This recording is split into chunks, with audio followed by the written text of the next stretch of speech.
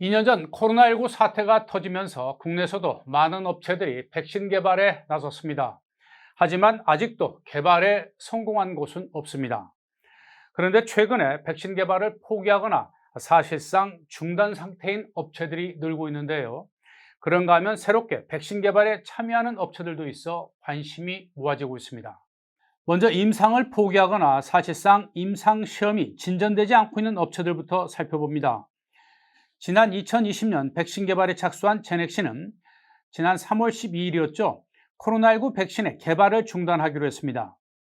작년에 승인받은 인도네시아 이3상 임상 시험을 포기한 데 이어서 아르헨티나 보건당국에 신청한 부스터 백신 임상 시험 계획도 철회할 방침입니다.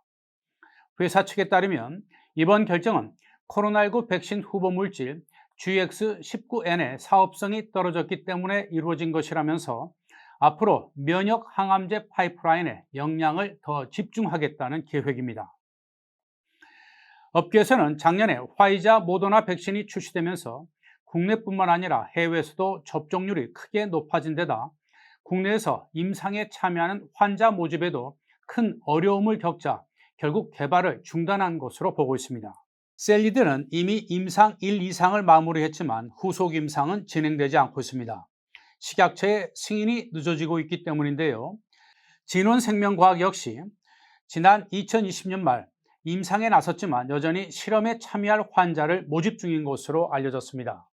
이처럼 화이자 모더나 백신 도입 이후 수익성이 불투명한 데다 임상 참여자 모집도 국내뿐 아니라 해외에서도 갈수록 어려움이 커지고 있기 때문에 일부 업체들은 개발을 계속할지 여부를 놓고 고심하고 있는 것으로 전해졌습니다. 반면에 코로나 백신 개발에 뒤늦게 뛰어드는 후발 업체들도 적지 않아 눈길을 끌고 있습니다. 진매트릭스는 지난 3월 14일 차세대 범용 코로나19 백신 후보 물질의 특허를 출원했습니다. 회사는 델타와 오미크론 등 다양한 변이의 효과를 확인했으며 범용적 사용이 기대된다고 설명했는데요.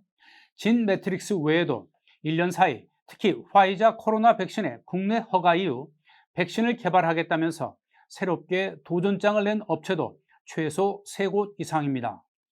큐라티스와 HK이노에는 지난해 7월이었죠. 국내 임상을 승인받았고 지난해 8월에는 아이젠이 임상을 허가받았습니다. 업계에서는 코로나 바이러스의 토착화를 내다보고 백신 개발에 나서는 것으로 보고 있는데요.